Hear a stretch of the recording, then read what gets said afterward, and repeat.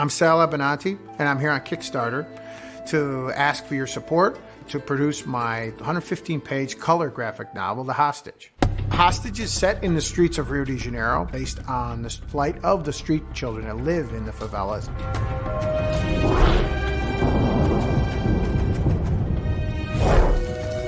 In the world of the graphic novel, being murdered daily, and the hostage is the evil spirit that is raised to avenge their death.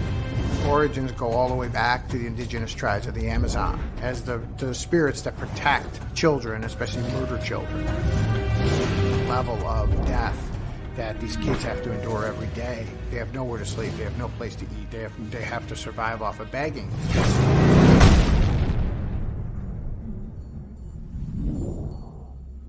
There were nobody in capes that were coming to save these kids.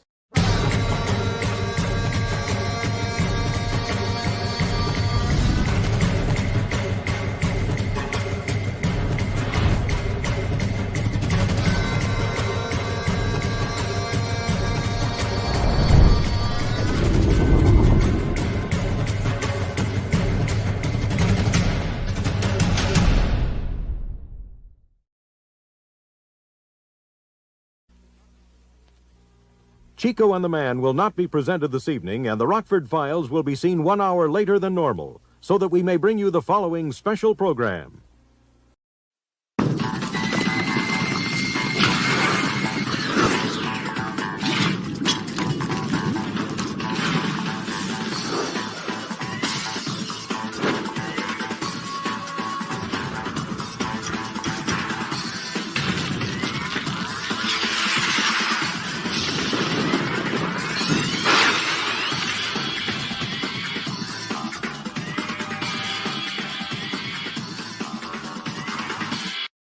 I can't believe it. Oh, hi. Hey, How are happy things? Valentine's Day. Welcome back, everybody. It's Word Balloon Live. Actually, that's a good opening because not only can they represent, as I say, comic books power couple, here in Chicago, we also celebrate St. Valentine's Day for the gunning down of Bugs Moran's gang by Al Capone's gang back in the 20s, Yes. Victory for the as depicted in the classic 1970s hit by Paper Lace. No? uh, ooh, no. The Night Chicago Died. Oh, the night Chicago that's right. died. Oh, what was the name of that song? It was the night That's the name of it. The night that Chicago died. When a Well- man named Al Capone tried to make that town his own, and he called his gang to war on the forces of the Lord. I heard my mama cry. There we go. I heard her pray the night Chicago died. Very nice, brother. What a sight it really was. Wow. Okay. All right, that's enough. That's. I'm sure Is BMI will this sue the way me. Yeah, this is the way we're this starting, is folks. for- I'm sorry. I know. Let's start underwhelming. Like Philip and Shelly Bond, everybody, welcome to Word Balloon. Good to see you. Thank you. Thank you, John. Thank you. It's good to be here. Thank you for having I us. think have I even made the slightest appearance before? I think You have. I think when John Shelly Con. was. No, it was on John. Yeah, remember when we were all together for that Zoom call with like 25 other people? Yeah, when there was like sort of 9 different people on. Yes. You were Yeah. Yes. You were No. you were hunched over drawing, I believe, probably Stuff for Drooling. Ink Volume 2, am I correct? Yeah. It was one of those when there was so many people on the screen. I was probably just like This big. cut off. You Yeah. were, and you were hunched over drawing. If or you're doing something, I don't know. And drooling. Drooling, Because he was yeah. drunk.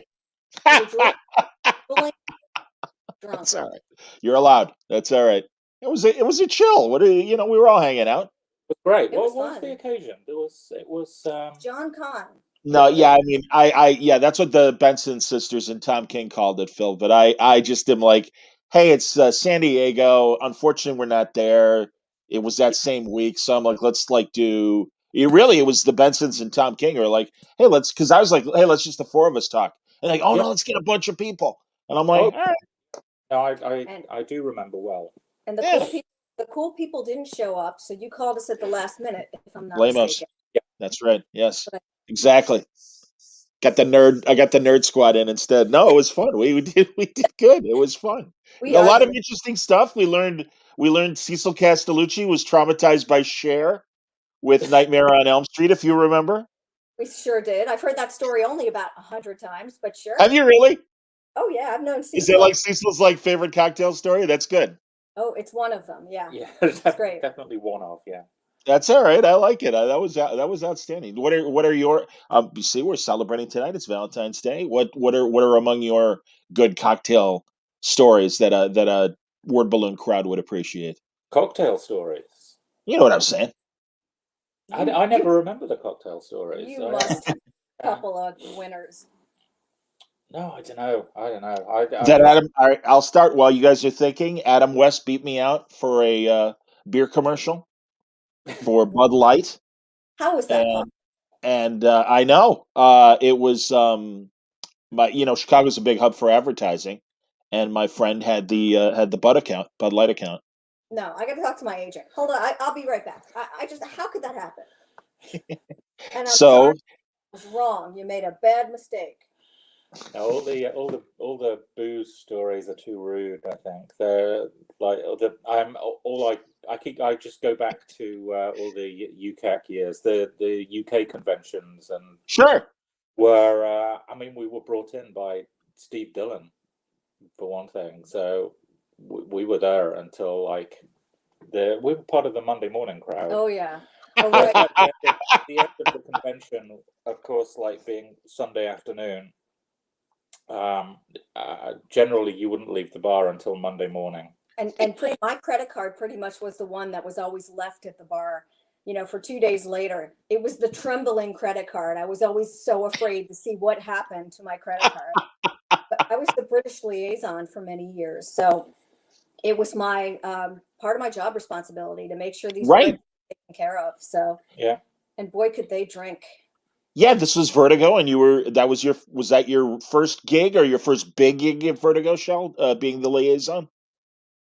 I think I was the unofficial liaison at first, but then I became the official British liaison when the British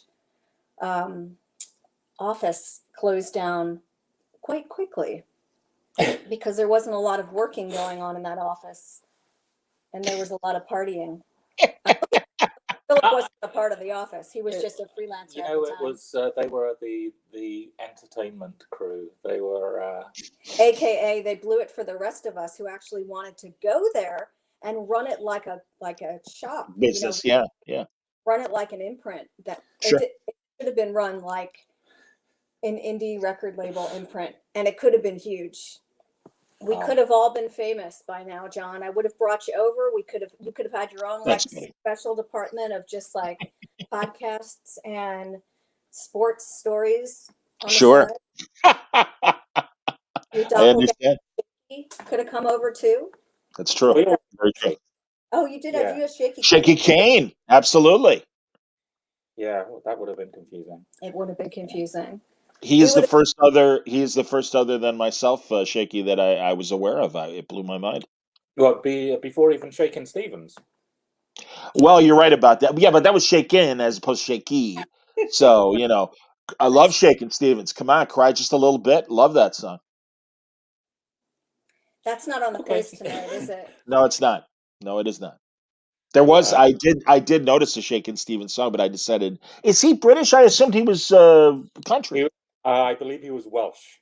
He was the Welsh. I had no idea. Wow. Welsh Elvis. Yeah. Wow. Because I guess Dave Edmunds then doing rockabilly and stuff. That's kind of how I think of Shakin' Stevens. I don't know, Shaky Stevens. We did call him Shaky. He wasn't. Did you? Yeah. Okay. Generally, he was shaky. But yeah, he was much lower down in the credibility ratings than Dave Edmunds. Yeah. I understand. We bring up these 70s and 80s names because we're getting not only. If Shakin' Stevens is tuning in, I'm sorry. And he means it. Can you see how sincere he sounds? His tone is just right. Clearly. Once more with feeling. I'm sorry. God. All right, here we go. I'm trying to find. I want to get everything here now. Let's see. I've got. Well, first of all, we've got your both of you have Kickstarters that are still continuing. It's like tail Yeah. end, last third. Shelly, as of tomorrow, I think Shelly's in her last 7 days, and I will be in my last 10 days. That is not true, No? actually. No, that is he's already like wrong. Wrong. Go on. He's got a strike against It him. depends First of all, what time zone you're in. it depends on what time zone you're in, but as of this moment, Heavy Rotation, which happens to be a comic book love letter to 80s college radio. Heavy Rotation, ladies and gentlemen. Are we editing this thing? Oh yeah. Oh no. Yeah. Don't worry about a thing. Of course it'll be edited. Yeah. Heavy Rotation is in the lead. We have 525 backers, and so far we've raised $10,334. Well done. And Inc. 2 has 11 days to go, and it's losing. What do you mean? Ink too, everybody. No. Inc. 2 has 156 backers. It has raised $10,005, and we've already planned the pity party. Yeah, so What are you talking about? There's no pity. No. We've still got a week to go. Or, But, or no, 11 days, this depending like on what okay, constitutes all a right. week. Well, whole Phil, thing- this is the first time we've talked about ink, and I'm sorry I missed volume 1 last summer, but these are great. And I want to talk about the format and the art itself. First of all, much like you, massive astronaut fan. So you kind of had me at hello. I mean, honestly, I love the fact that you draw so It many astronaut images. does seem to have skewed that way lately. Yeah. I.e., that's his life. He lives and breathes and thinks and talks about astronaut girls. Well, I think like when it started out, they were all different kinds of things. They were like anything and everything. But I think when it came down to the promos for the Ink Kickstarters, I did sort of stick to the astronauts. I actually have one of those right here, John. If you Please stand by. so Oh, nice. Wow. first one. Yeah. First one from last year, which actually, when you did the John Con, we were in the midst of kickstarting. Yeah. Look at that. Outstanding. Hold on a second. I'm gonna zoom in again so everyone can see it solo. Oh, bring it back up, Michelle. There you go. Sorry, Oh no, I dropped it. So No. That's fantastic. The package comes as a 12-inch sleeve like this, thick spine, very nice. It's all sort of beautifully presented and signed, and A nicely designed sticker for the atomic turntable. Yes. Nice. I recognize that from Black Crown. And then Cannon Street. inside, Love it. 12 These by are great. 12. Yeah. So No, that's fantastic. Phil, why? Some people have framed them, which looks fantastic. Here's my favorite. I'm not surprised, Phil, because truly, oh, look at that back row. That's lovely. This is my COVID mask sometimes. Nice. Phil, why? I mean, I love it, and obviously, we are of this era when these are the kind of sized images that we would have in our dorm rooms and the like, and that's why when Shell was telling me about Heavy Rotation, I'm like, yeah, college radio. Good Lord, I lived it, and obviously you had that same kind of influence and everything in your art. But yeah, what is it about that like 12-inch size that is so great that you wanted to work in this format? Well, when I started doing the little, I started doing it as part of the Inktober thing. One drawing a day throughout October. So I was making these little drawings that were about sort of so big. Yeah, snapshot size, sure. And because like they were going to go out on Instagram, I did them all square. I always liked sort of seeing things that are pretty small blown up to a nice big size, like Yay behind. Yeah, like Black Crown, absolutely, man. The logo to end all others. So Indeed. I mean, it just sort of all came together. Walking down the road to Shelly's dance studio where she goes to her tap thing.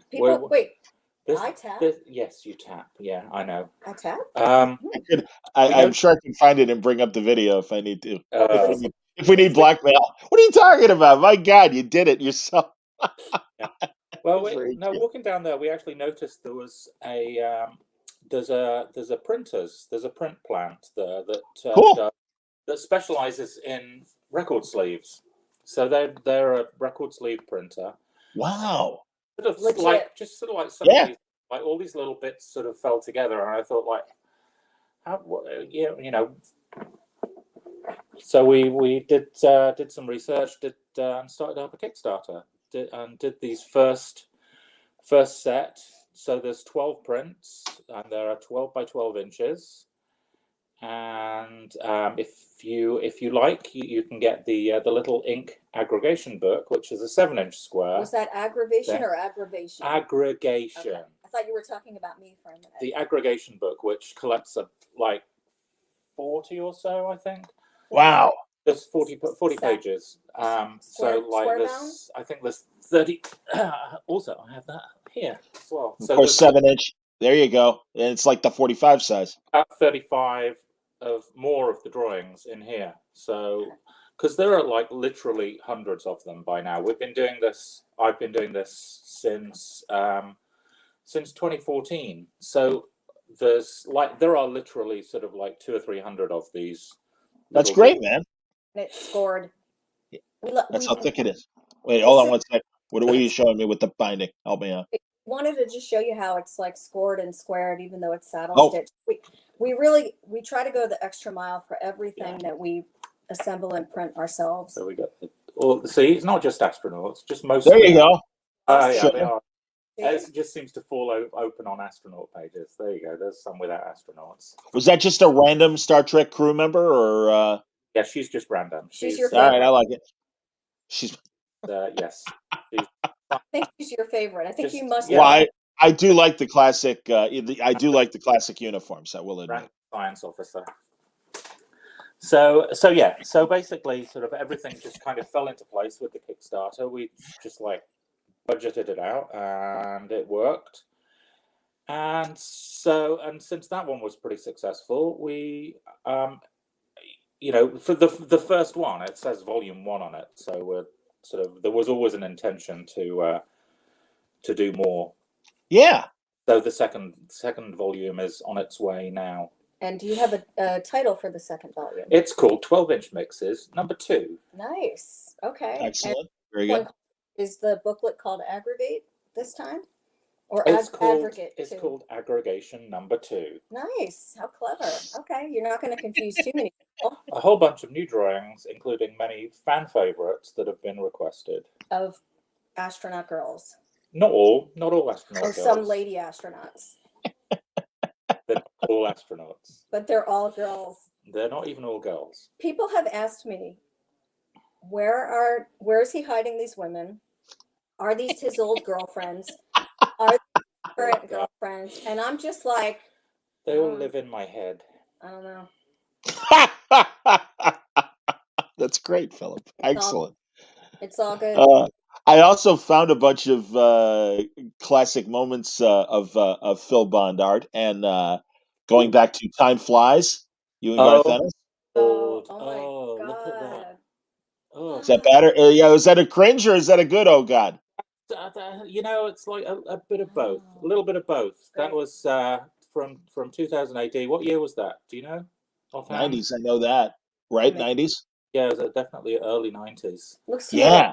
like- Yeah, got written by Garth Ennis. no way. Yeah, and I think there's I actually think there's a collection coming up quite kind of soon. Hey, that's great, man. Oh, that's fantastic. You know, I'm on the 2000 AD mailing list, so I always get like the press PDFs of everything, and oh God, that's great to hear, man. I believe they're currently putting a collection together. Now, do you see nothing if they do that? It's like, yeah, whatever.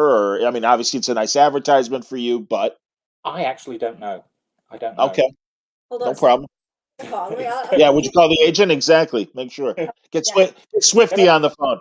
Okay, wait a Get on the second. phone with your dad. No, he wants more than that. He wants $6,000 a pen stroke. Right. Okay, thanks.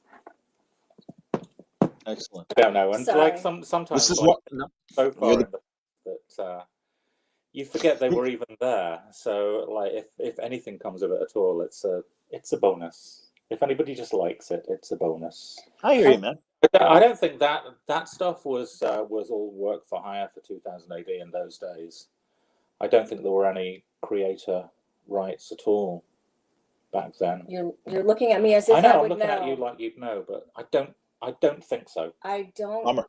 All right. I don't think so as well. But how cool! That stuff looks great.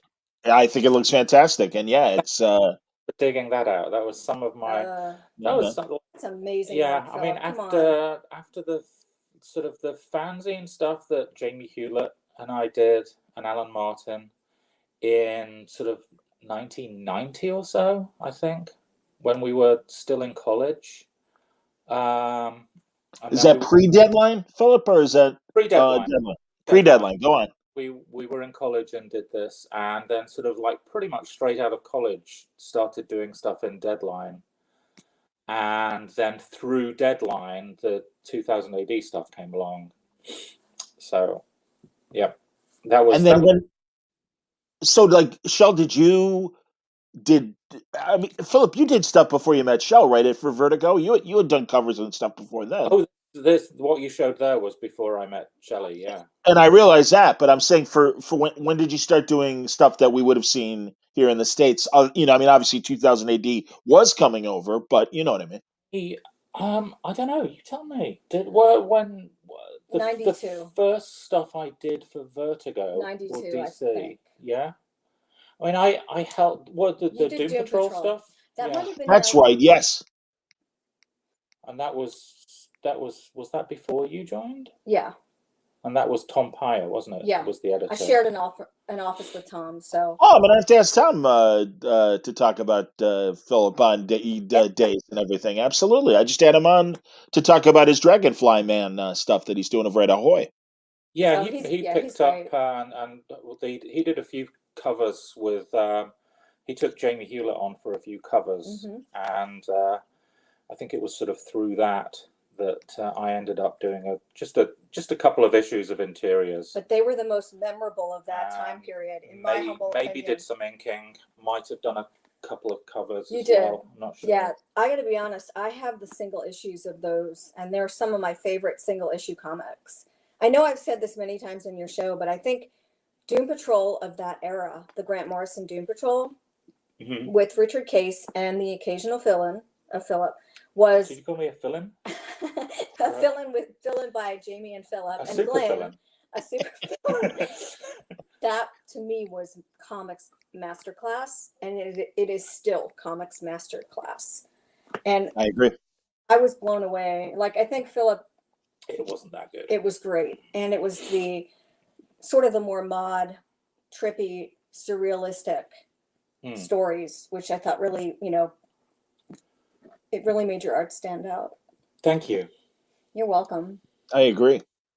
Oh, that's interesting. And Wesley says in the past 2 weeks, I've seen interviews with Richard Case, Nancy Collins, now Shellop and Philip. It's almost as if people are missing truly wonderful comics. Oh, that's nice. Yeah. And Steve Commander says, good evening to us. Looking forward to your college radio book. Absolutely. I grew up with the Smiths, Joy Division, Echo and the Bunnymen, The Clash, and Pip the Kickstarter from that's nice in my Facebook music group. That's really nice, Steve. Right. That's so cool. He would have loved my radio shift, and in fact, let me do a little plug if you don't mind, John. Please. Philip, would you like to take a walk? I'm going to talk for half an hour about heavy rotation. I will. Just kidding. Just play with it. John was nervous. He's like, "Wait a minute, that's not what we talked about." We didn't have that planned. That wasn't in the schedule. I'm kidding. We could just like crack jokes at each other all night. One of the cool things about heavy rotation right now is that we just launched Spotify playlists today. Hey, nice going. Cool. Right? You remember Heather Goldberg, John? You guys chatted a couple weeks ago on our 80s heavy rotation spotlight. Sans the husband. So every day there are going to be at least 2 playlists that are coming out. And I apologize, I didn't quite catch the name of the person that just posted, but I want Stephen. I am 110% sure you were going to love my playlist, because those bands you mentioned, All of them. all of them are on my playlist, and some others that Philip may or may not approve of, because This was before my we time. kind of go like this with music.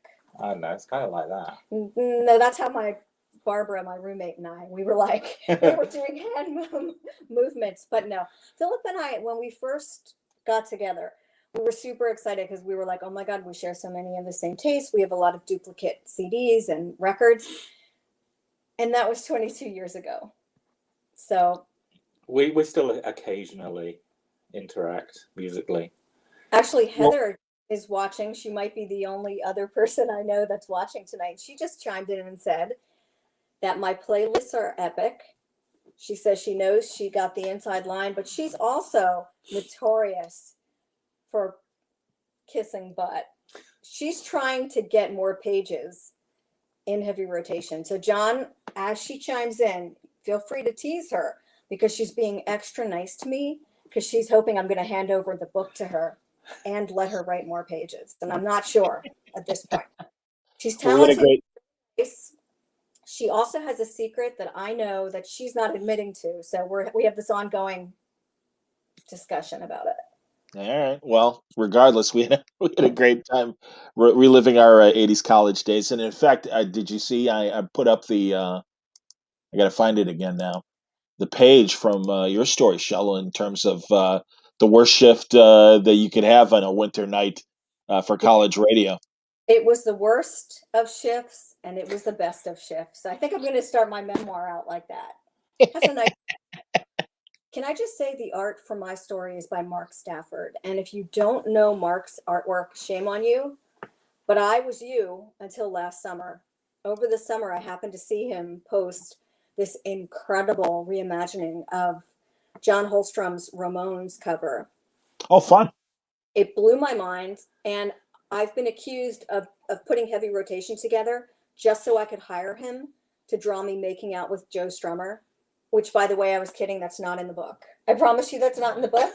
And I know that wouldn't bother you anyway. But still, Heather just chimed in and said she's going to totally mess with the playlist now. I'm going to have to fire her from the book. Nice try. I do have questions when you guys are ready for 80s trivia of and I meant for it to be hard. It's not going to be easy, kids. So I'm warning the listeners and viewers and the two contestants. So yeah, I'd have to say that I think I speak for both of us in saying we have a very good musical knowledge, but it's very, very narrow. No, I have to say for both of us. Shelly more so than me. Shelly knows a lot about nothing. Like 3 tracks, no. maybe. John, before we begin, I just want to say that we have to be playing for a prize. So do you think it's fair that the winner gets to break one album from the other's record collection? Like something that they've hated in the house? Horrible. Yeah, I'm kind of with Phil on that one. That's kind of cruel. Can't do that. I wouldn't. Do you guys have a wall of CDs or vinyl in your homes? I mean, is there a giant? No, no. Not a wall of vinyl, but there are stacks there. I'm glad we agreed that the winner gets to break someo's vinyl. So let's get on with the questions. John, go for it. Question number 1. Don't worry, Philip. I won't let her do it to you. That's all right. All right. Like that's going to work. Since you're in Chicago. That's sacrilege. That's like you can't. Like some of your albums are really bad. Vinyl, even the worst vinyl, you do not break. Really bad. Are we? How are we playing? Are we playing the first to get 5 right? The first to get 10 right? I think we better go with 5 because I think we might have to put on our box. No problem. Soon. All right, I'm looking for my pen. Where's my pen? I just had one. I've been making notes all day. I don't know if you guys know the fine actor. Here, wait, John. Here's you want to keep score over there then? No, we were just going to hand you a pen. Oh, there you go. Exactly. Thank you. All right. That's all right. Well, what the hell? I've got a keyboard. All right, I'll keep score that way. Stand by. Well, regardless, we can ask. Here's the first. All right, let's see. We've got a synthesizer, we've got keyboards, we've got a drum kit, we've got 6 guitars. Now, I'll make it easy in terms of I might ask one of you the first question, but if the first person doesn't know, you can steal. So that's how we'll do it. Sounds Does good. that make sense? So, ladies first. That sounds fair. All right, stand by. All right, hold on, scrolling. Here we go. Okay. Multiple choice. What was Vince Clarke's first band? Was it Erasure, Yaz, Depeche Mode, or The Assembly? Who is the Human League? No, I'm sorry. I told Philip that I was going to say that for every question. I'm going to say yes. Philip, do you know the answer? Can you steal? Depeche Mode. Depeche Mode is correct. Ooh, Philip on the board. There we go. That is correct. He started off with the Basildon foursome before forming Basildon. Yes. He did. Well, I didn't know he did. Say it again. The Basildon? Basildon, Yeah. of course. Thank you. Yeah. Can you I didn't know he did form Yaz with Alison Moyet, and then wow. I had no idea. So then I'm right, is what you're saying. No. Yazoo. Yeah, Yazoo. I know. I said yes, but it is Yazoo, of course, originally. Yes. Yeah, I think Indeed. and if you call Suede the London Suede, we're ending the program. And Is it London? Why is it London Swede or what is it? No, it's just called Suede. If you call it, of Suede, course. I in your remember show- Swede. Sure.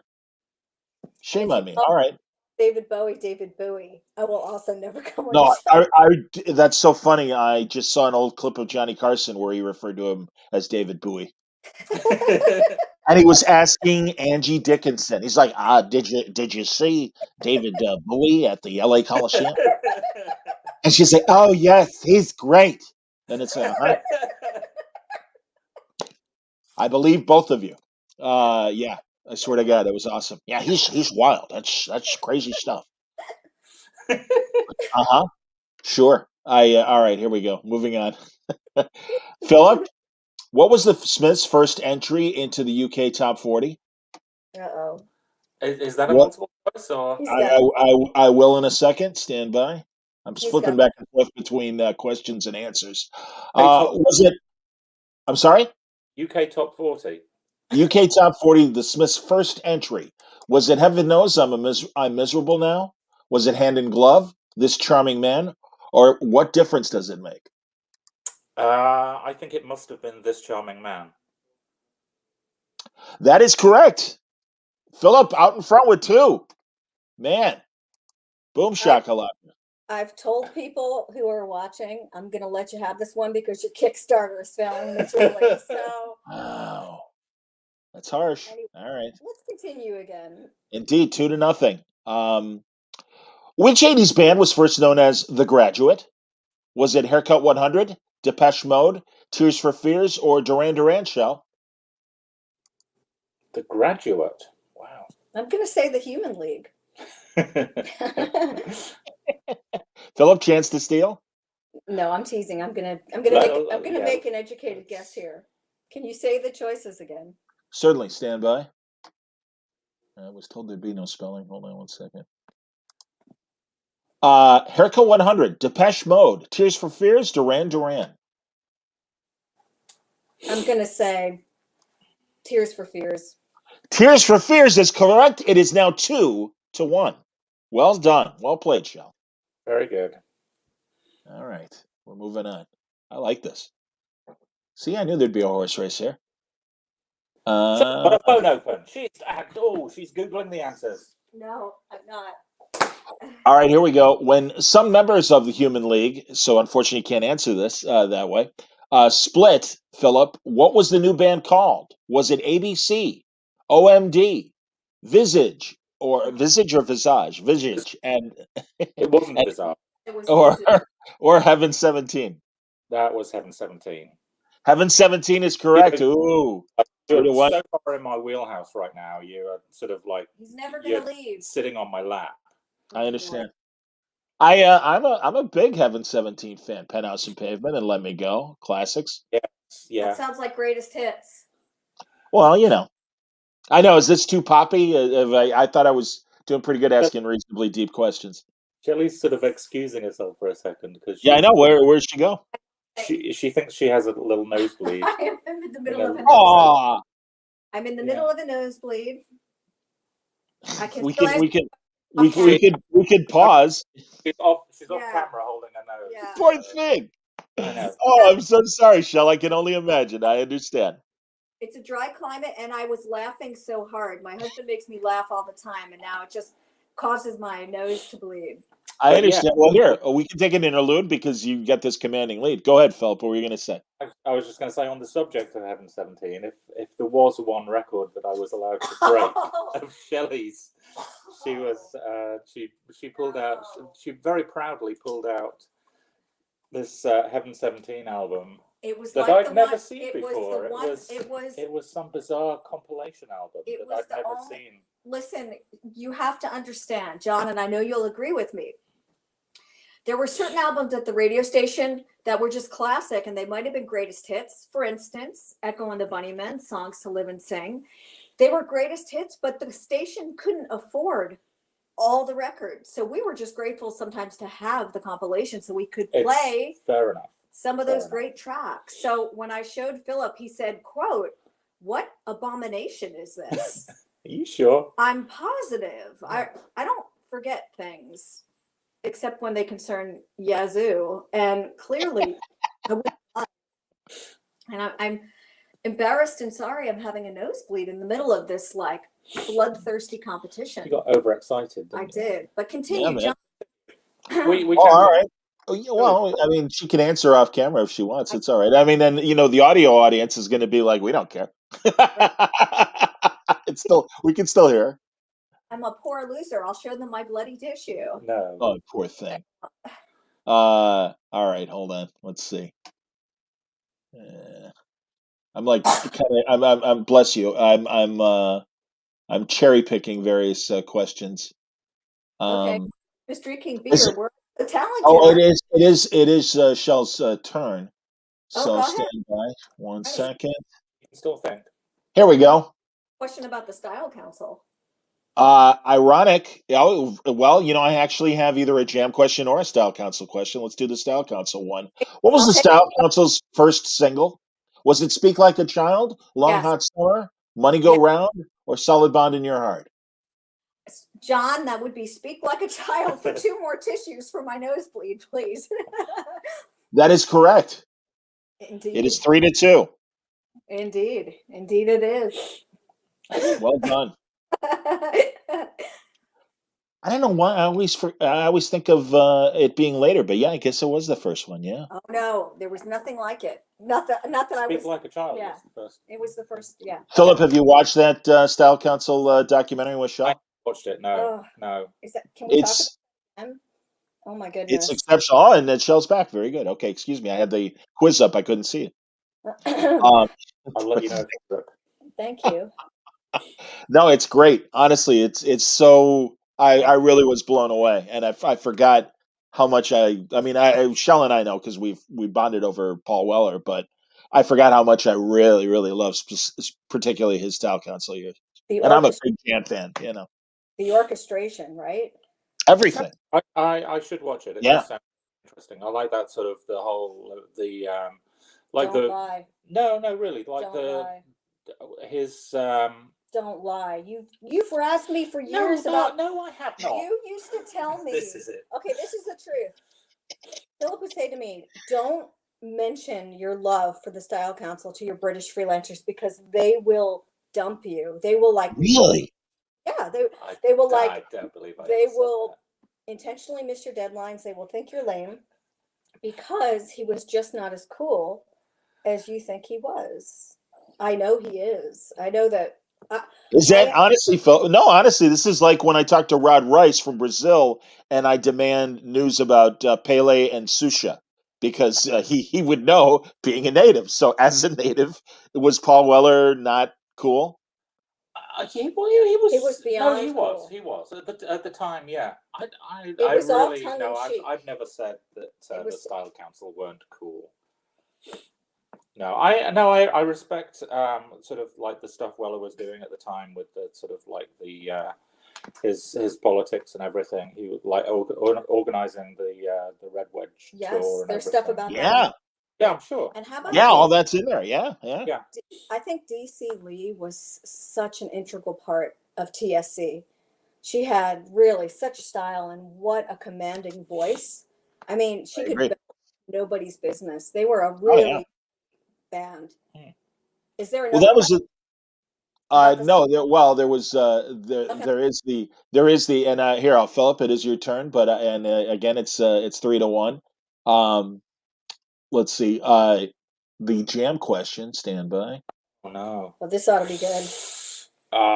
This is where Shelly snatches back, I think. Oh my. Well, hold on one second. Let's see here. No. Here it is. The Jam's final single was what?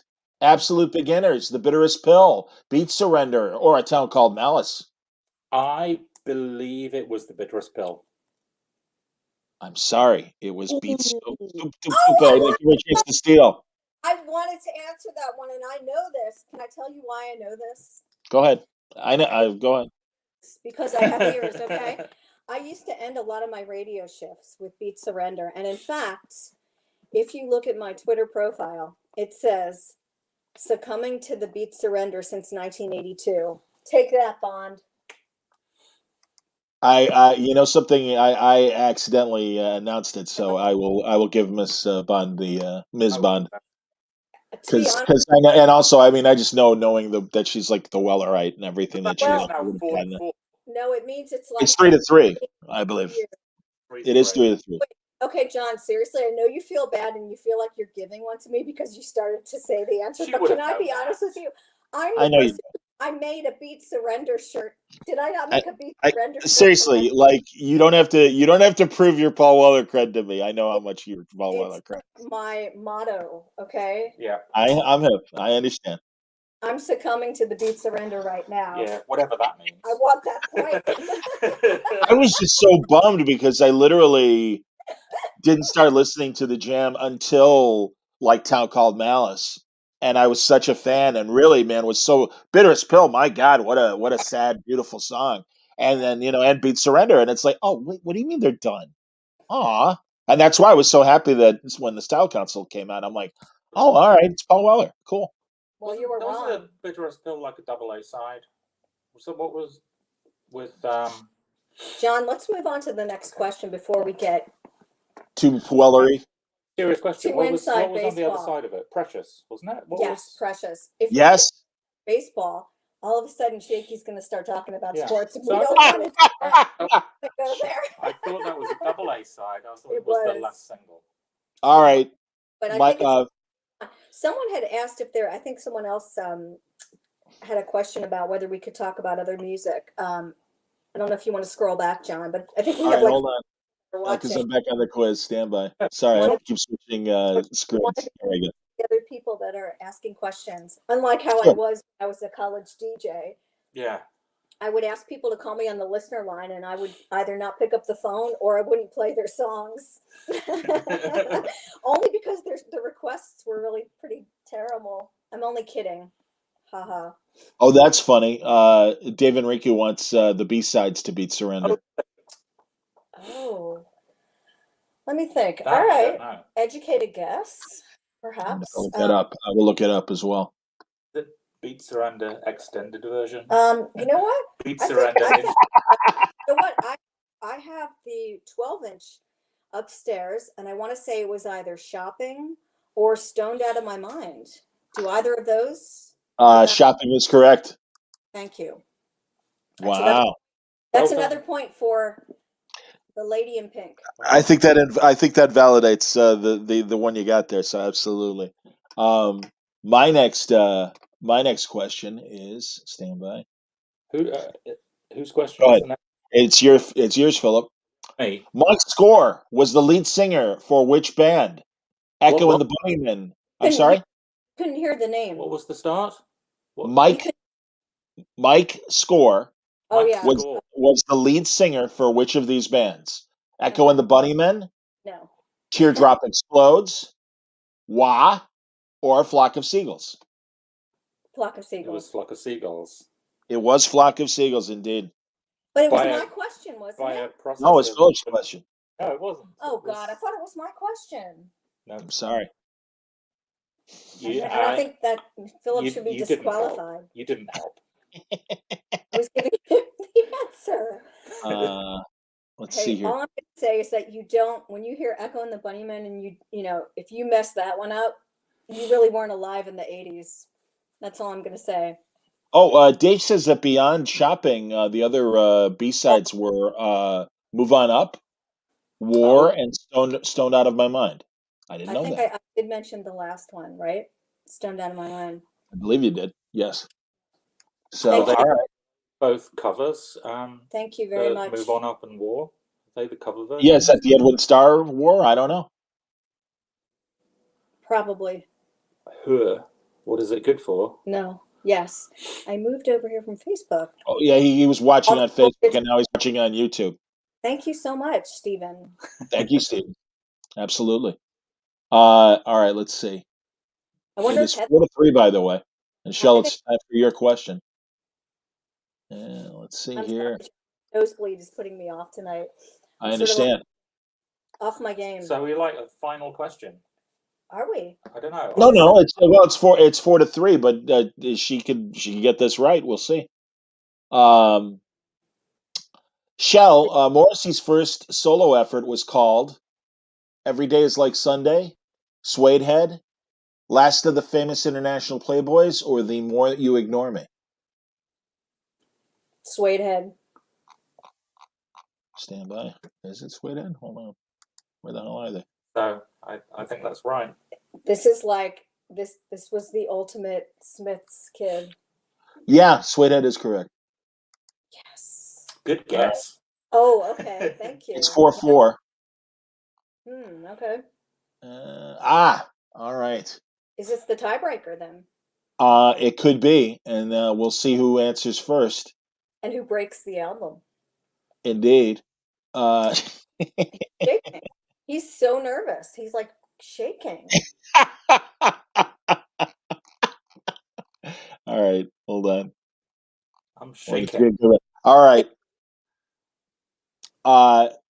Name the first UK pop chart hit.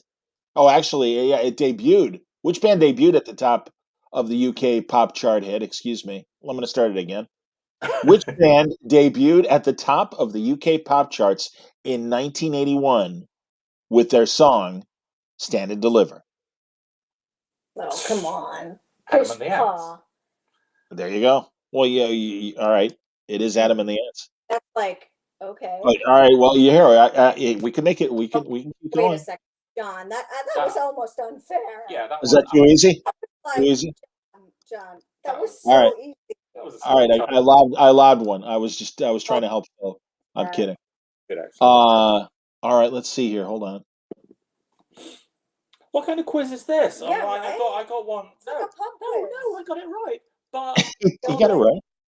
But you're the one that actually said, okay. He likes the competition. He just wants to continue. just because I won. Not because he didn't win, but because he wants another Human League question. We can keep going. Go on. Which UK rock band, Shell, of the 1980s, insisted "We're in the Army now"?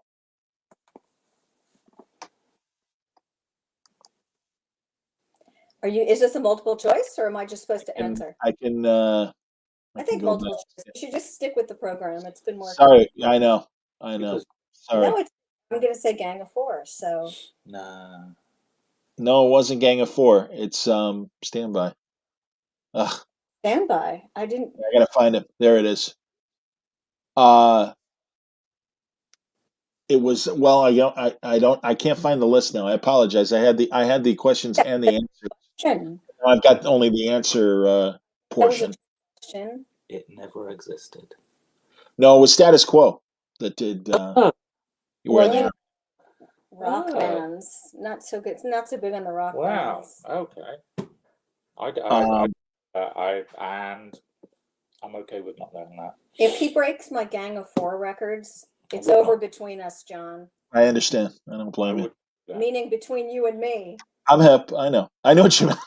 I know you. I know you wouldn't return my calls if that was the case. I understand. It's between me and Heaven 17. Oh yeah. Yeah. There you go. Exactly. Come on. Drive me nuts here. I'm gonna run and get another tissue. Now I'm on the stupid. Yeah, feel free. That's all right. Because right now I'm on the easy page as opposed to the hard page, and I don't know why. Oh, Because the easy page. Good lord, that was tough. that's where the adamant question came from, I guess. Exactly. That was the easy page. Exactly. Sorry. All right. Hold on.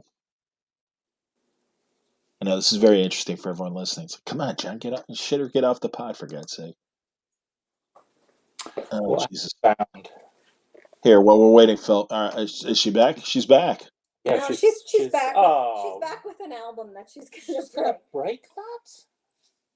Oh my God! Well, let's see what's on the line for poor Philip. Let's not jump too far ahead. Well, especially. All right, fair enough. I didn't lose yet.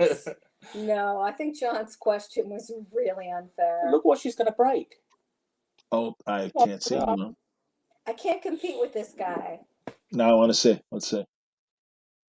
What is that? Wait a minute. I'm gonna make a lot of enemies. I Is it know. Jeff? Oh, Jeff Buckley. Wow. I'm sorry. This You guy. don't know what you're doing. I do know what I'm doing, and I know how you think it's beautiful and gorgeous, and you go out of your mind for it. Okay, let's see here. I I hardly was ever ready, played. and then all of a sudden I'm not again. But all right, damn it, where's this?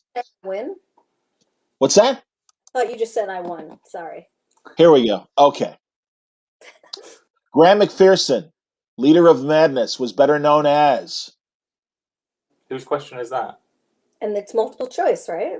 So Yeah, it's time. It's time. Yeah, it was time. It's time. It was time for Shelly's question, but so I'm going to have to go to another question now instead. Your was the status quo one? No, it wasn't. It was. I believe that No, was the status quo, and that was your I question. don't remember now. I don't remember now. Exactly. That was your question. The status quo one was your question. Your accent gets thicker with each. He's not. I guess. All right. Here, moving on. Or moving on up. Oh, there you go. Yes, from what fine sitcom?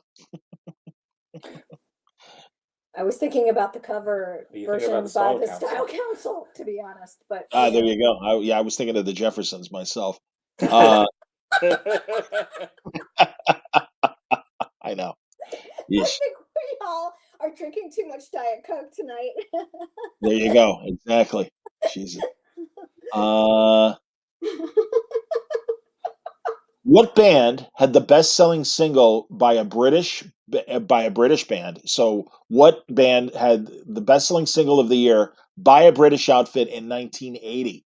Was it The Rumor, Dexy's Midnight Runners, Sutherland Brothers and Quiver, or The Smiths? Shelley. Sutherland Brothers and Quimber. I don't know. Quiver. Oh, the only thing that I know. Rumor. Dexy's. The answers are The Rumor, Dexy's Midnight Runners, Sutherland Brothers and Quiver, or The Smiths. I'm gonna say best single by a British outfit in 1980. The top selling single. Dexy's. Yes. Dexy's. It is Dexy's Midnight Runners. That is correct. From an Eileen. Right. Surely. No, actually, and I'll give you the answer in a second. It was. Hold on one second, because I'll tell you the song that it was at the time.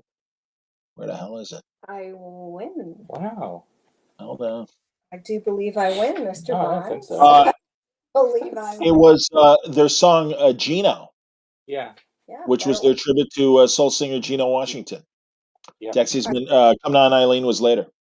John, did you say that was 1980? Yes. How well do you think you know me? Pretty well.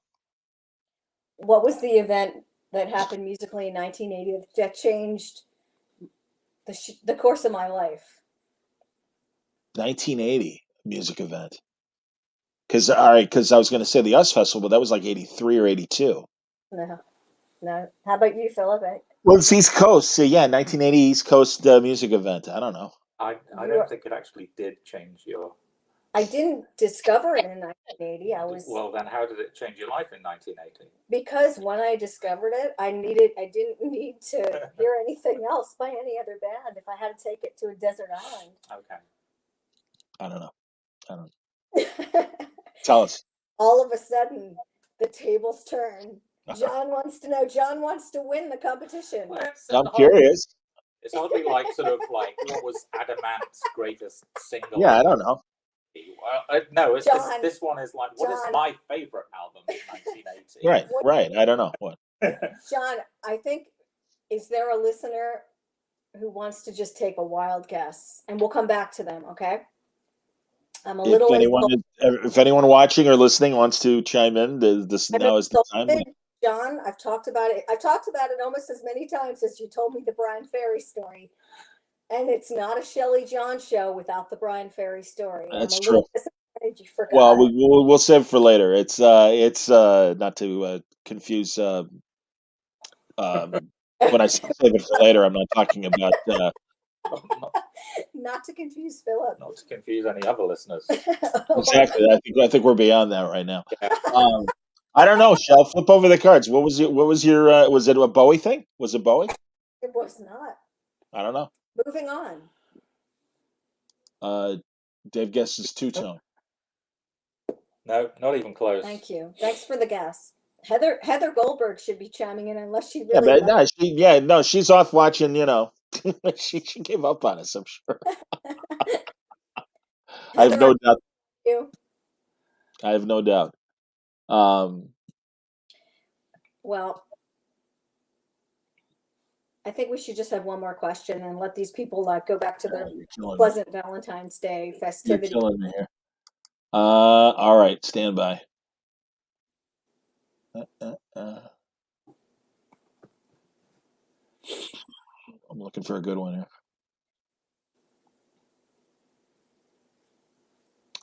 No, that's easy stuff again.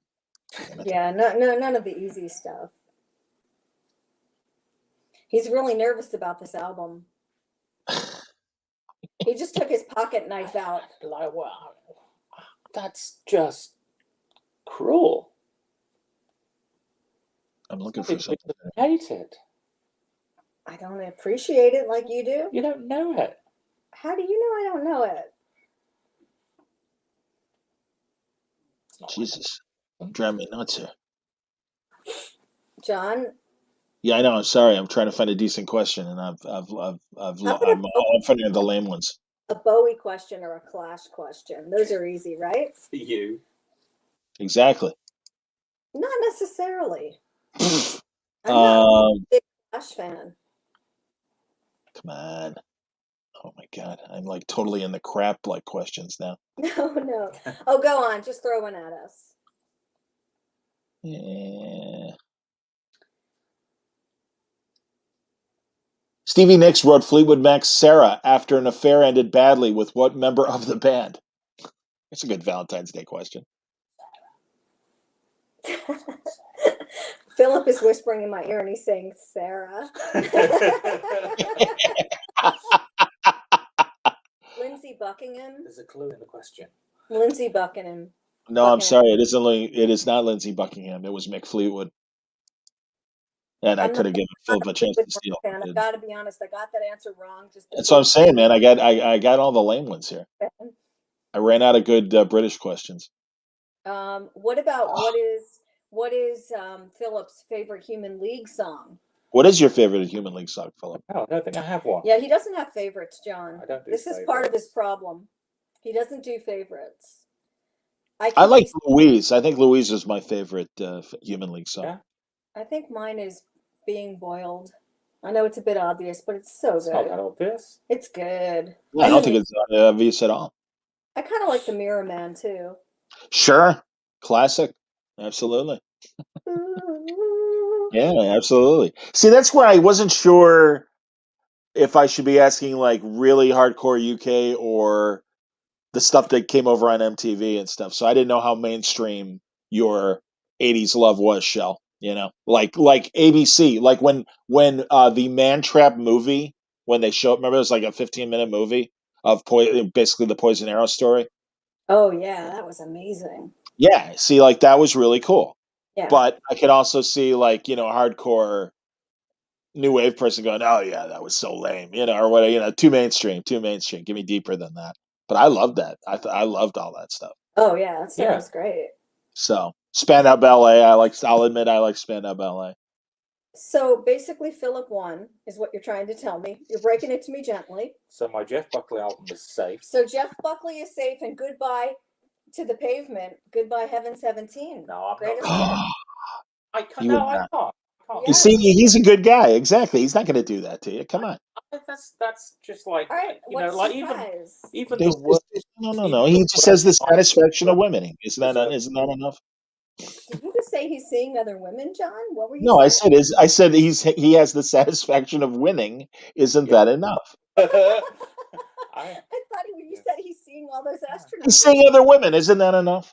No, I I have didn't. satisfaction of women. In his head that he puts out now in his prints that everyone can take advantage of and get from Inc. Volume 2. What if I make a donation to his Kickstarter Oh, with Wow. from our joint bank account? I Just kidding. All right. Pretty depleted these days. that just sounds dodgy. How about That if I just do- how sounds. about if I the dishes That's not dodgy. for a month? Do you have favorite 80s movies along with your 80s music? They could be music documentaries for that matter. Well, my favorite 80s movies are probably not No, definitely like his. not. We the same. definitely, our TV viewing habits are very different. So we really don't spend too much time together in the evening because we both No. have our time. He watches really boring, horrible programs where all I hear are people with bad accents. Yeah. And I watch really compelling, like obscure, cool programs Yeah. over and over again. Sure. Did you at all bond over, because I remember again from John Con when we had Chris Cantwell on and you were talking about Halt and Catch Fire. Did you watch that as well, Phil? I actually, I loved that. That's really good. Yeah, I know it's really good, and I've watched a couple of episodes. I kind of started with the once it was all over, managed to sort of, I figured I was going to binge it. And I was a legit fan, and I watched it as it was coming out. Yeah, but I started was a real started fan. it and didn't follow through, and it's not because I Okay. didn't. So There I was will. a lot of competition I with will come Star back to it. Trek and Star Wars, and you and John watch a lot of the same shows, I Do you think. think? Well, then I have to ask, obligatory, Philip. Do you like new Star Trek? Yeah. Okay. Yes, but I'm sort of like. He likes all I Star don't, Trek. I don't. Well, I like all Star Trek too, but I have to admit, new Star Trek disappoints me. I can't say exactly why, but I have been going back and binging all the Star Treks. I actually sat and watched all of Enterprise, all of Star Trek Enterprise, and then I finished Deep Space Nine, and I'm currently in the middle of Voyager. Wow. So I'd like to say I'm surprised, but it's like those affairs with those astronaut women. I saw it coming, whatever. I'm good with it. So I'm sure I must have. I know I saw most of them when they were originally on, but Sure. There were some episodes I must have missed because it still keeps surprising me. But it's yeah, I still can't explain why I was watching those. Sorry, love. Don't look at me. Were you at all in the same vein as Star Trek? Were you a Babylon 5 person or no? I think maybe when it was on, I was watching it, but I could tell you barely a thing about it now. I don't really know too much about it. No, I understand. Fair enough. That's okay.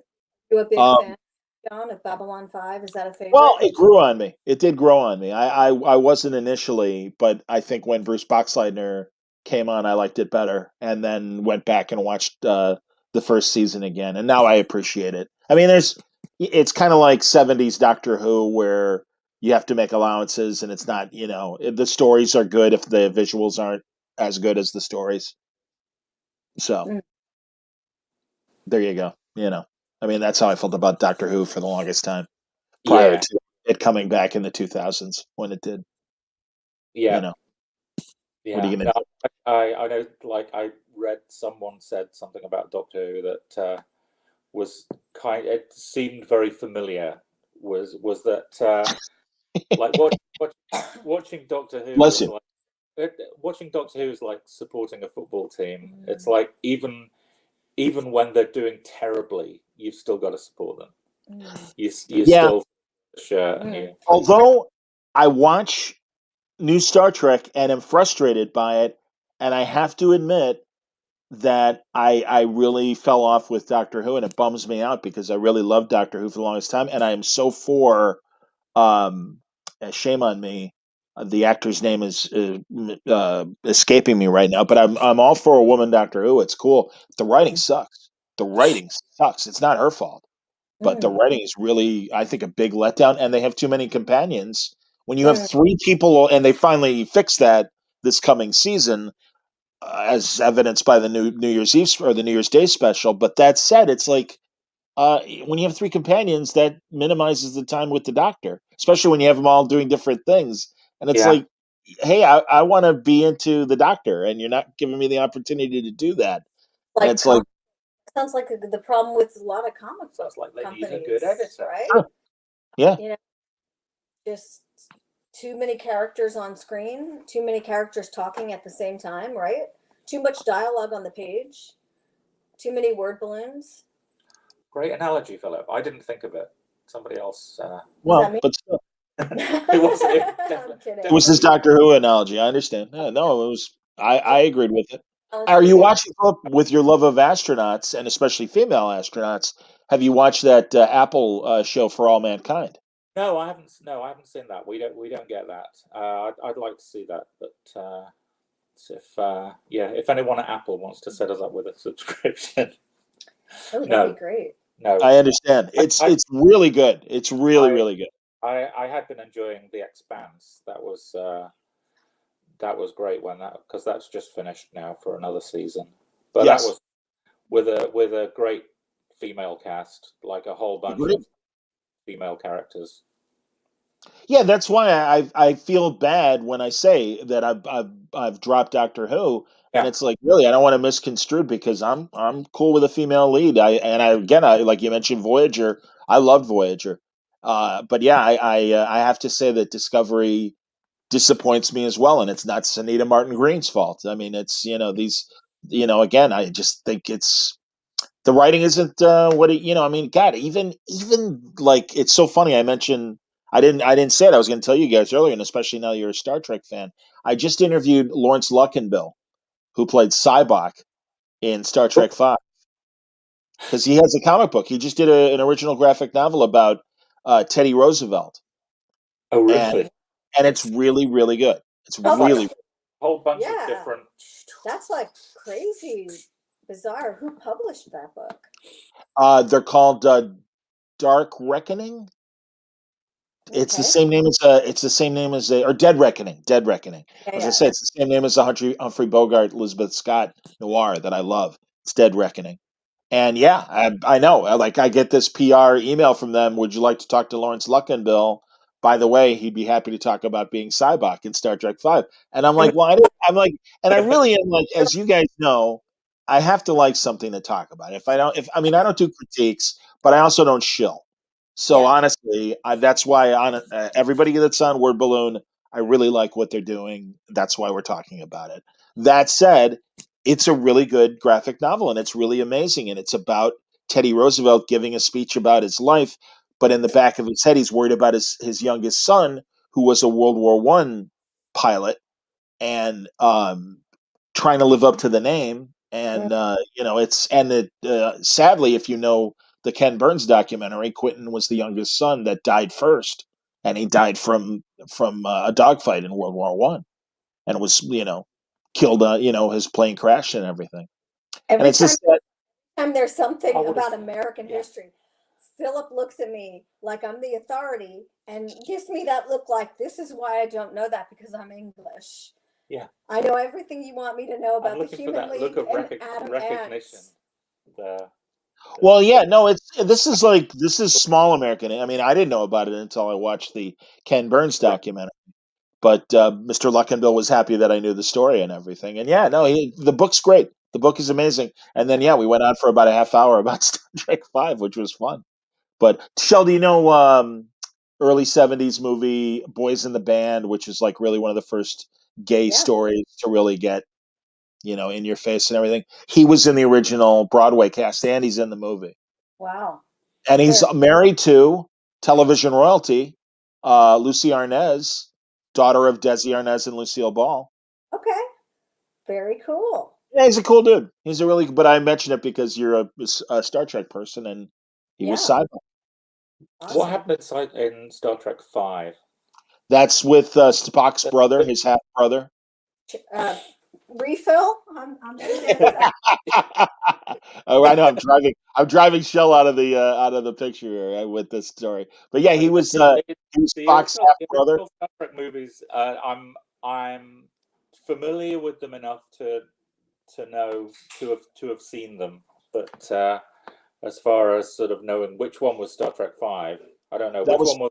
It What was was the name? called Final Frontier. Shatner directed, Oh, is and that it was one? about That's the one where he goes to meet God or something, isn't it? yes.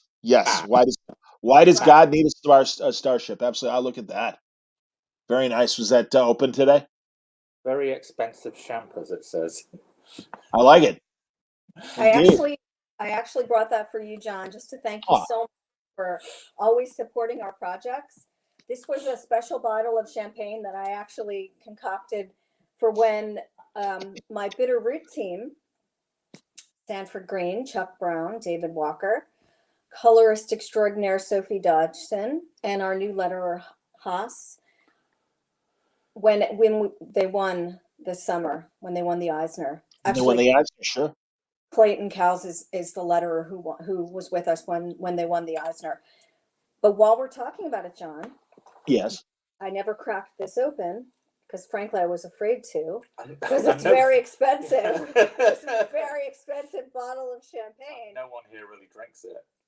To be honest with you, I'm only bringing it up now because I want to remind everyone that Bitterroot is back next month. We've Hey, got great. volume 3. It's okay. What even is this? It's actually an improvement. John, we've got volume 3 and it's called Legacy. It kicks off. It's a 4th week ship book. So at the end of the month, last Wednesday of the month, I would love to have a Bitterroot chat with the crew, and because I know you know Sanford, he speaks so highly of you. I love In fact, Sam, and David's a great guy too. And I barely met Chuck, but I like Chuck a lot. Chuck is great. Sophie, you will adore. She's British and she's very cool. I would love to chat with you and the crew. Something I want to tell you about Sanford, not to bring heavy rotation back into this, but this is important. Sanford has agreed to do an illustration in heavy rotation. The comic book, of course, is about, a group of us and how the radio station meant so much to us. And, we lived for our radio shifts and we had a dance club downtown where we were allowed to spin records. And there's another component to the comic book, and it's about the specialty shows we had.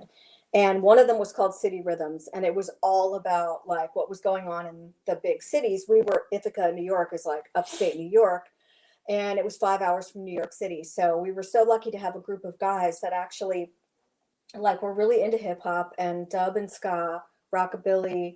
They brought new music to the attention of not only the town. It was 5,500 watts. It broadcast really far, but also like the college students. Like I really didn't. The most I knew about hip hop was what I found out for myself through the Clash, and when Blondie first released Rapture. That was like my first taste of like that kind of music. So Sure. when I asked Sanford if he would illustrate like a spot illustration for this terrific interview, he told me he would love to, mostly because when he was in 9th grade in the late 80s, he loved so many of the bands from the early stages of hip hop that when at that time he wanted to grow up to be a DJ. And I just thought that was the cutest thing in the world. And I said, well, then what, so why didn't you become a DJ? He has a great voice.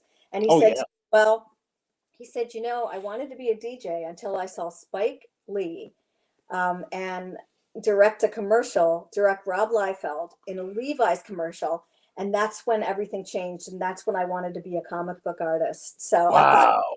Corey, like I have to somehow trick him into illustrating in heavy rotation. And so it worked.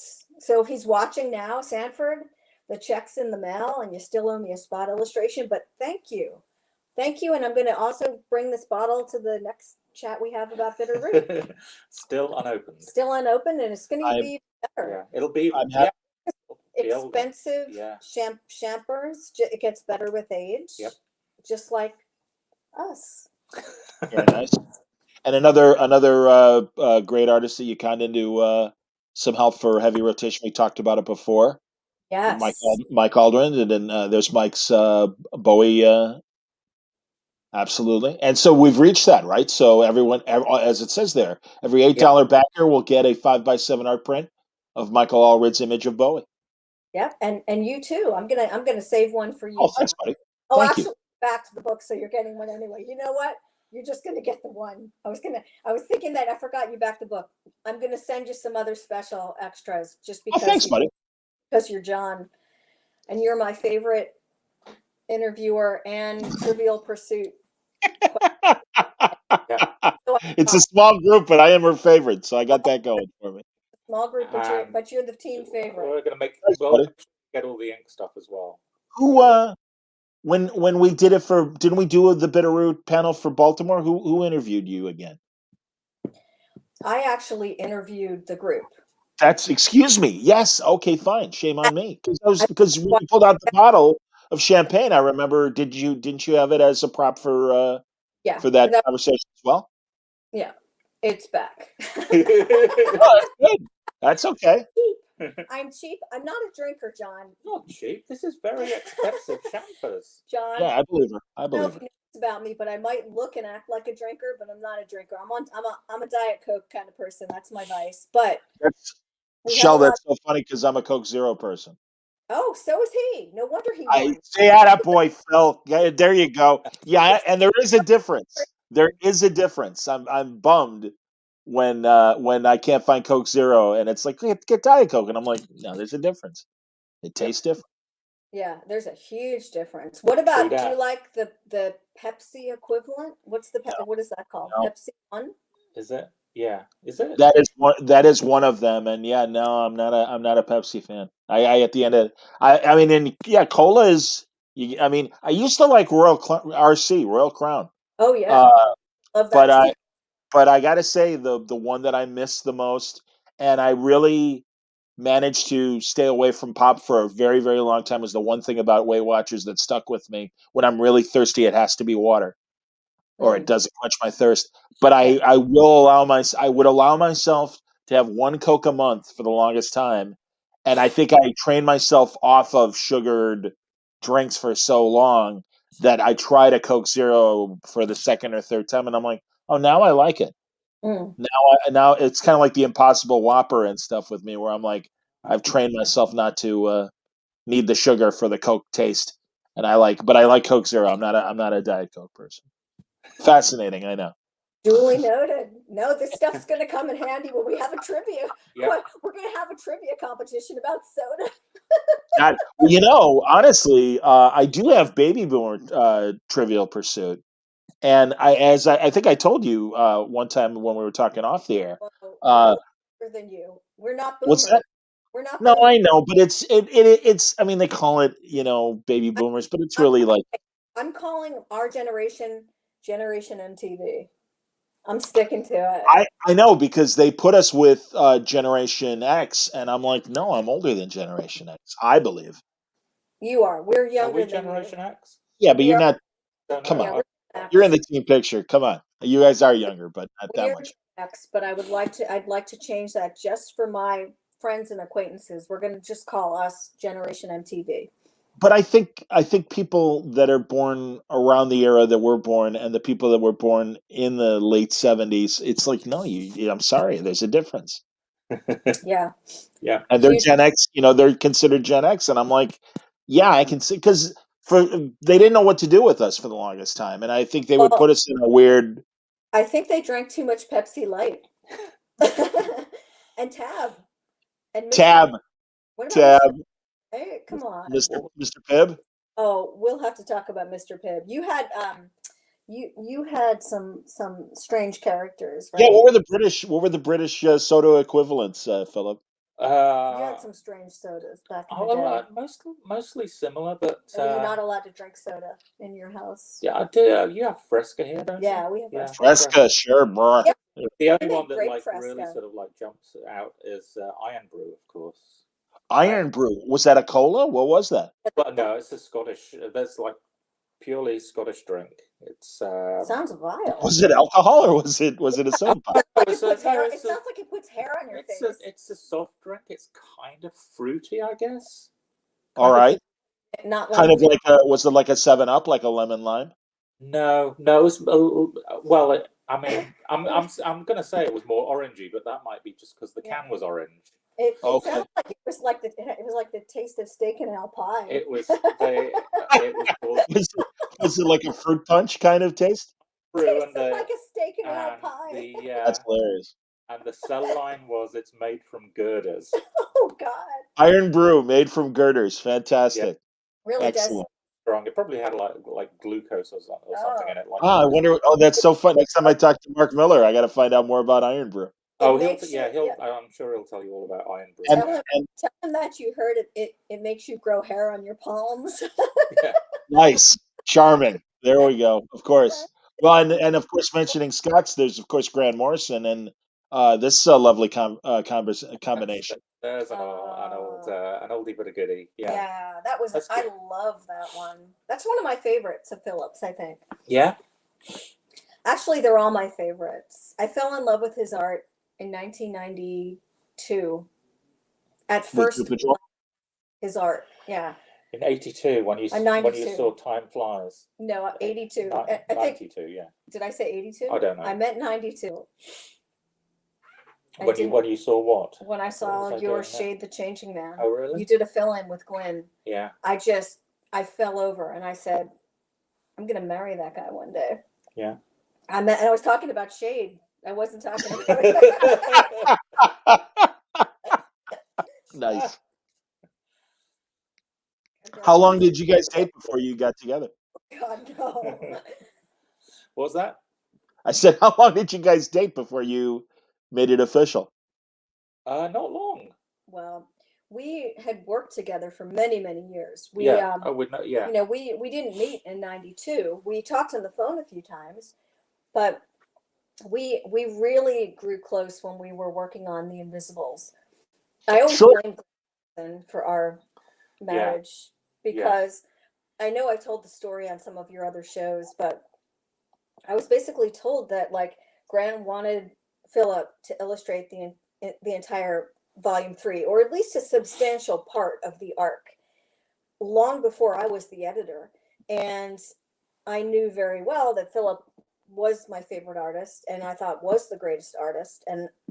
But I also knew that like it was a monthly book. So I was super honest with Karen. I was like, look, Karen, I love Philip's art. He could draw everything that I edit. I don't know if I can get it to come out on time. And she said, well, you better, it's like, great. This is what Grant wants. Make it happen. So I knew I had to like really like pay a lot of attention to him, give him a lot of We encouragement. managed to get the first three issues of the last arc, Yeah, didn't we? yeah, but that was also because I would send him care packages. They didn't have double stuffed Oreos in London at that time. So I started doing things like, I'm going to send him some Oreos, and then I would send him mixed tapes. And then there were like cute notes, and he was a big fan of like Americana. You loved like a lot of things. Like there were a lot of things he couldn't Oreos. get, in addition to Oreos. But I thought I would charm him, and I would send him free comics too. I think just stuff, Yeah. But we talked on the phone a lot as well, because like I knew that if I didn't call him every couple of days, like I might not get the work on time. Okay.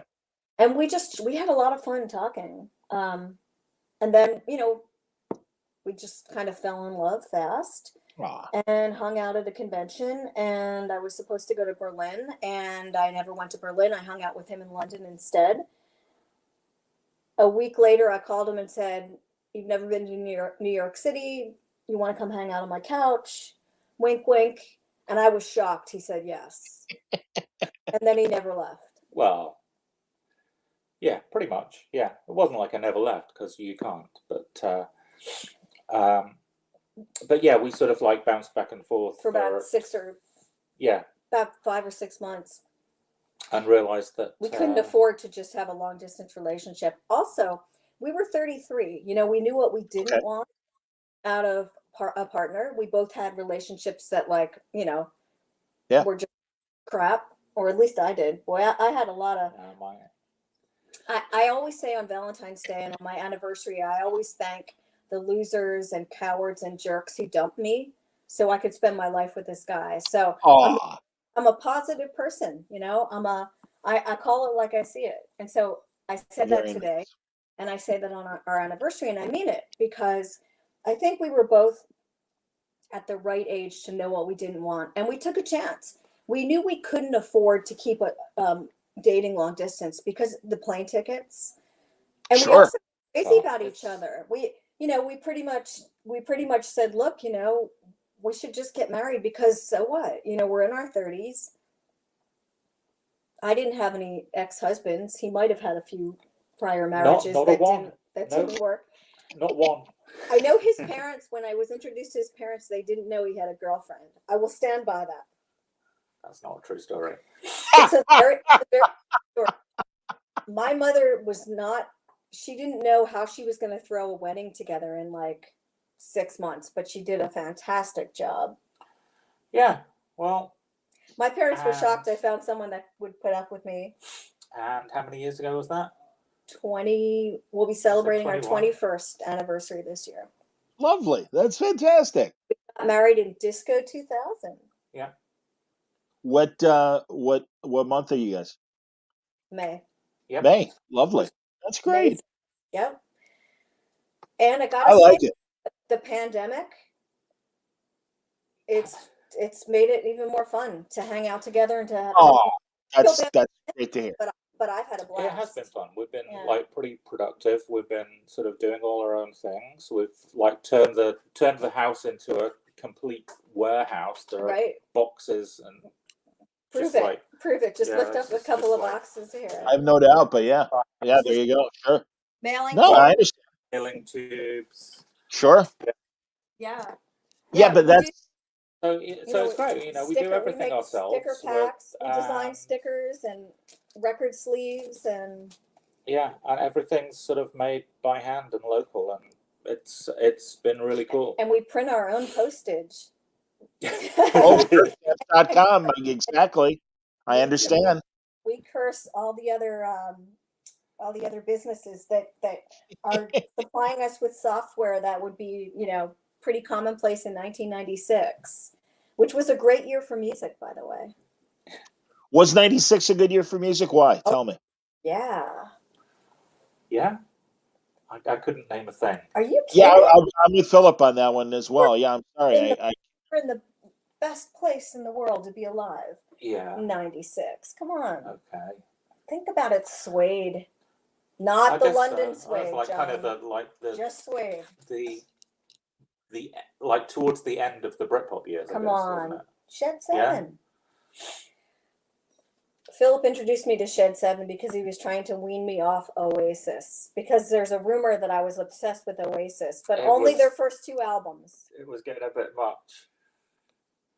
Well, Philip, we have a connection because Smashing Pumpkins, being a Chicago band, and Billy was a mainstay at our rock radio station in the 90s, WXRT, where I met Brian Ferry, as I've told Shelly many times. But you did comic strips for Smashing Pumpkins. Well, I did a cover, not a record cover, but when Deadline was still around, they were. Well, it was one of the things, they would like interview. It was a comics and culture magazine. Those were the days. Let's resurrect Deadline. So they'd always have bands in, and That's so cool. and generally most of the bands had like me and Hewlett and Glyn Dillon, we'd do covers, like the cover of the magazine. So I got to do a Smashing Pumpkins one. We also had who else did we have? So many. I gotta be honest with you, the idea of having the real Deadline back would be like the best thing to happen in 2021. I wish that could happen. I really don't know who owns the publication, but wow. Could you imagine if we got the band together again? Like all bands. Get the band back together. Just John, maybe we'd have a Style Council cameo for you. Oh, that'd be great. Well, and honestly, I know that was the vibe you were going for with Black Crown and everything, Shelly. Yeah. I mean, that's Yeah. It It really worked out like that. It really was the same sort of feeling a lot of the time, where we were just sort of doing everything ourselves again. Because that's the way it was with Deadline, and before that the fanzines that we made. And also Off Register. We should plug. Yeah, we want to plug ourselves too. We're still doing that now. We've learned so much since we started Black Crown, of just producing everything ourselves, and making it just right. By really getting our hands dirty and doing every aspect of it. We feel it becomes then worthy of our imprimatur, and there's no greater joy for us than to put out comics that we really believe in, without having to make these happy compromises for companies that maybe, really don't feel the same way about our vision. And with no disrespect to IDW, because Chris Ryle really gave us carte blanche. I mean, he was behind everything.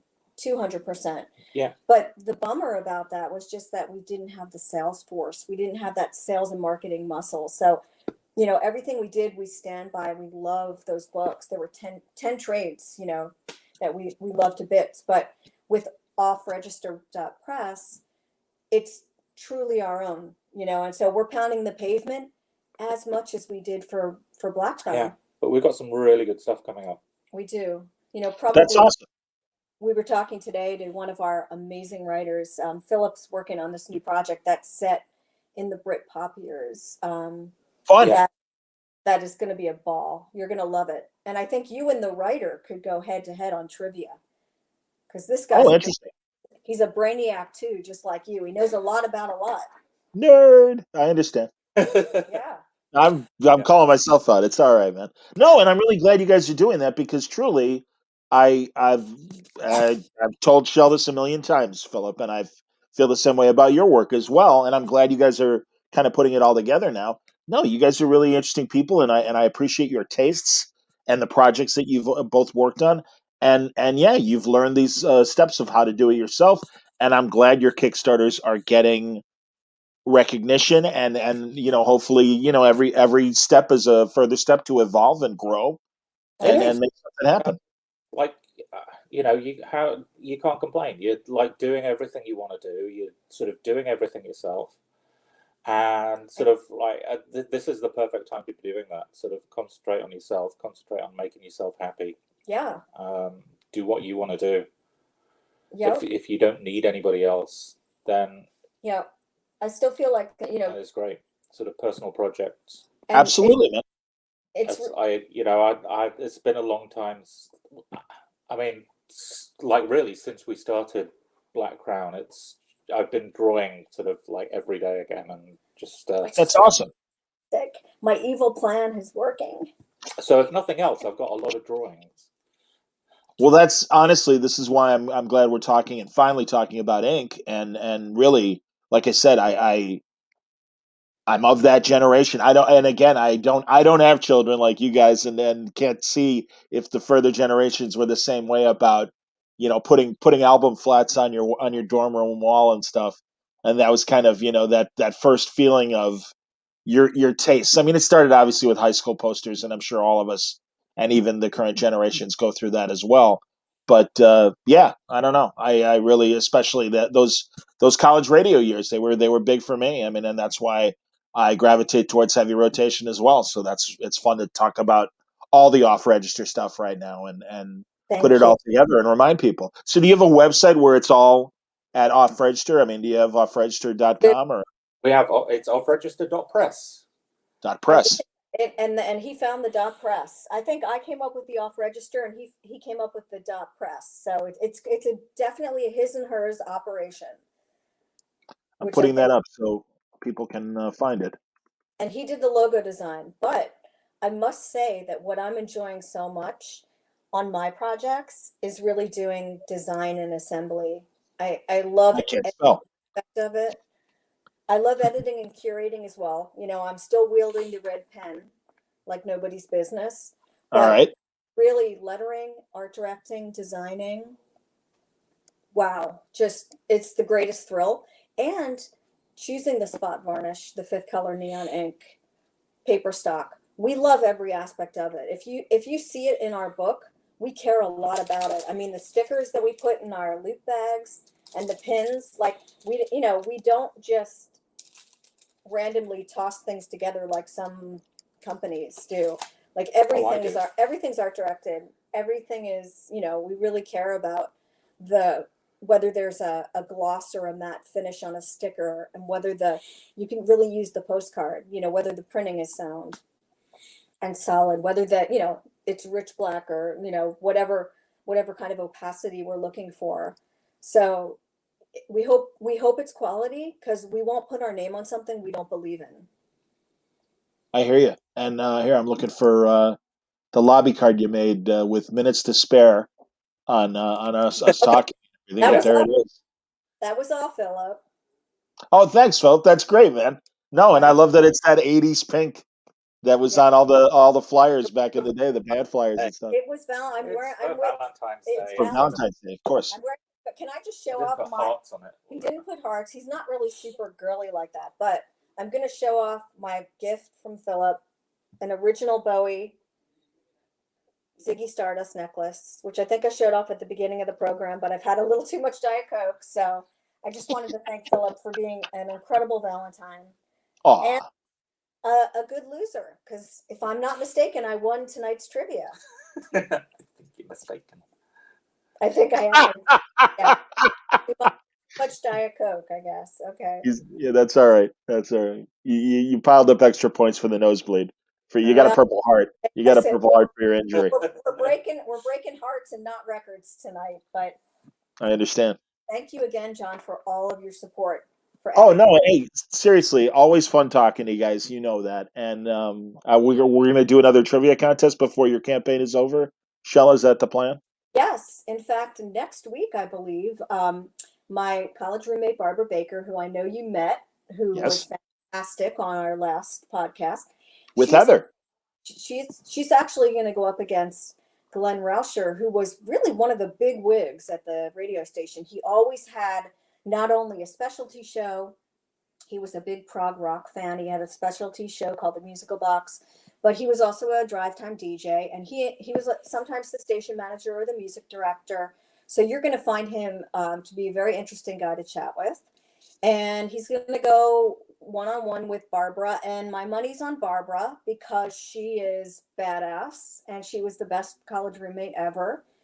And I think she's just got a gigantic brain. I Are think you on she's that going show to as well? I think she's going to whoop his butt. I Are don't we? think I'll show. Maybe I'll be on there for moral support. I was actually going to challenge someone to a lip syncing competition, but then you told me that you Can't can't. do it. Yeah, I'm I, sorry, we can't do it. We're not allowed. If you like the Word Balloon YouTube channel, we want to keep it. I And guess. yeah, copywritten music is precluded, unfortunately. Are Well, you So even you're not allowed to sing even? no, you're not allowed to. Are you allowed to sing? All right. technically, no. D. Snyder, Twisted Sister, his son Jesse. I don't know if you've had any encounters I, with Jesse Blaze. I have, because he's into comics, right? Yes, he is very much so. He Yep. was telling me on an episode of American Idol. I don't watch American Idol. I am kind of proud that I don't watch American Idol, but apparently some judging happened that the audience didn't like, and spontaneously during the television show, because it's live, the audience broke into "We're not going to take it." Whoa. And Dee's lawyer called Fox Network the next day and said, "I think you owe us some money." Of course They they they did. cut a check. Whoa, yeah. Well, and that's good because truly the other side of that is Glee took oh God, now shame on me. I'm forgetting his name. Brian Uh Murphy. no, they did the easy listening version of Baby Got Back, and now I'm blanking on who the artist that came up with that arrangement. Damn it. Uh, He and Greg Pak are really good friends, and Justin he Timberlake. I don't no, know. no, So no. You know I Greg don't. Pak, the writer from New Yes. York. Yeah. Sure. Greg, God damn it. He's really he's a fun nerd. This guy, Jonathan Colton. Thank God I thought of his name. Oh, Jonathan Colton, who did I, a very funny song called IKEA and Shop Vac and a lot of really fun throwaway pop songs that he's done over the years. He's amazing. Mm, Uh, not he familiar. did an easy listening version of Baby Got Back. Lee took that version and did it and didn't pay him for the arrange. Like again, he didn't write "Baby Got Back," but it Right. was his arrangement of and making it an easy listening thing. So that's the negative side where sometimes artists don't get paid for their work. Yeah. So Well, and I understand that, John, and I apologize if I made you go through that again. I had this it's like okay. I I had don't this mind explaining. I thought it would be really fun to It challenge would be. somebody within the radio group, somebody who claims to be a really big Clash fan. I wanted to challenge that person to a lip syncing showdown of the Magnificent Seven. And I think it might have it was going to probably get ugly. So it's probably a good thing that we didn't do it. It's a I'm long sorry. song, and I Well, know I'm sorry that I struggled I, to think I of know Jonathan Colton's name, but I thought it was interesting that again, those stories about music. No, yeah, and I told you, and it's happened enough that I think I've told the story on Word Balloon. The guys who do Mainframe Comic Con, uh, they wanted to help out the Walking Dead people who really yeah, wanted commercial music on their panel, and it resulted in one of their YouTube channels getting yeah. silenced for 120 days internationally and banned for life in New Zealand really? because Wow. New Zealand is where there was a big court case for this BitTorrent company called Mega Upload, and they were based in New Zealand. So New Zealand took it they take Yeah, content rights issues very seriously, and they're like, no, there's no strikes. It's one offense and you're gone, to kind of scare their people into, hey, comply or get screwed.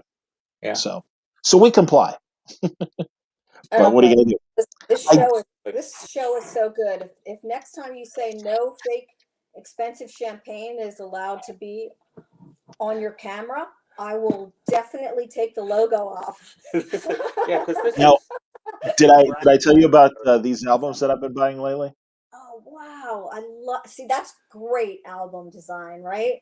Love it. Well, Love. 1958, Roulette Records, yeah, and the name of the album is Co-Star, and what the conceit of the album is, they have celebrities doing play script reads, and they do half, and you do the other half, and yeah, Yeah.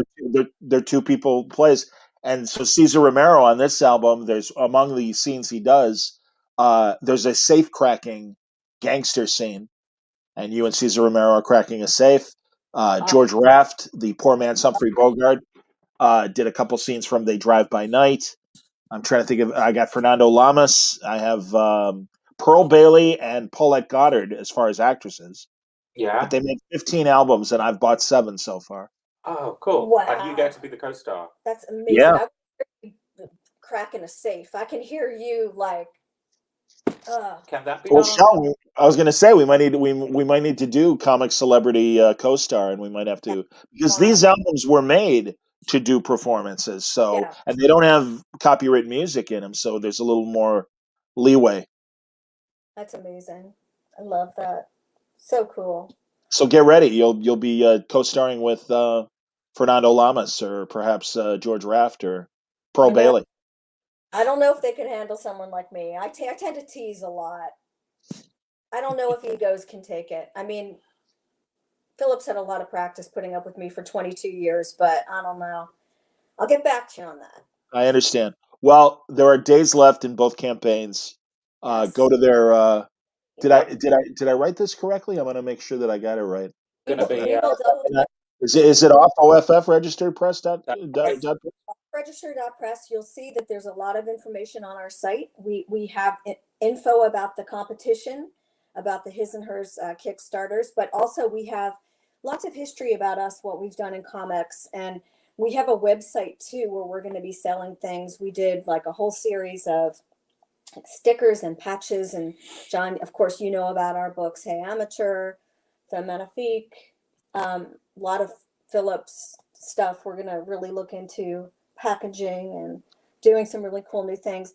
I think, what we love is the whole DIY indie aspect of remaking, remodeling. And that's pretty much what we're doing right now in comics. We're just doing, we're making the books that we want to read, and we're utilizing the art form in the best ways that we see fit. I feel like we've done a lot. We've worked for a lot of big companies, small companies, and now we're just sort of like running our own comics and arts lab. And That's honestly, awesome. there's nothing like it. No greater feeling. We work 24/7, but like, who needs sleep anyway? Right? Yeah, but you're doing. Yeah, I know, but you're doing stuff that you guys want to do, which is great, and I'm glad that there's an audience for it, and that's why I'm happy to turn the megaphone on and help promote the product. Well, thank you. We really appreciate that. This one's for you, John, and Thanks. a Coke Zero Chaser. Yep. Indeed, absolutely. There you go. Well, thank you, Philip and Shelly Bond, and thanks for talking. Offregister.press if you want to check out some of the fine stuff. And again, Ink Volume 2 from Philip running till the end of the month, and Shelly's Heavy Rotation also running at the end of the month through the end of the month. The reader, the class, the 24th. Yep. Getting close. You very won't avoid us. The next week is going to be like blitz of like just ads and stuff. It's going to be every 20 minutes. It's going to be one of us on Twitter like teasing the other person about being a sore loser. But it was not. Thanks for the easy questions tonight. It was really fun to win this competition. Thank you. Absolutely, man. No, I'm going to put up these last little images to remind everybody of the great stuff. There's Ink Volume 2. The many astronaut girls in Philip's life. They're not all astronaut girls. No, I see a Cornelius with sunglasses up there, that ape shot, and Heavy Rotation. I think we're going to have to send you the Cornelius with sunglasses. You don't have that sticker, do you? No, please. That'd be great. I'm a big Planet of the Apes fan. Are you kidding me? I love it. Only if you promise to put the sticker on your trilby, so that next time we see you wearing a hat, you keep promising. I got a smaller hat. I don't look as frontier-like as I did the last time. So hopefully, I got this bowling ball head. I can't stand it. I can't find a good hat for it. I'd love to wear more hats, but I just don't have the head for them. I got to wear those Curly Howard kind of floppy newsboy hats and stuff. That's kind of what I'm stuck with. I know. Well, guys, absolutely. Let's leave on that. Happy Valentine's Day. Thank you for sharing it with us. And all of you watching, thank you as well. And stay safe, stay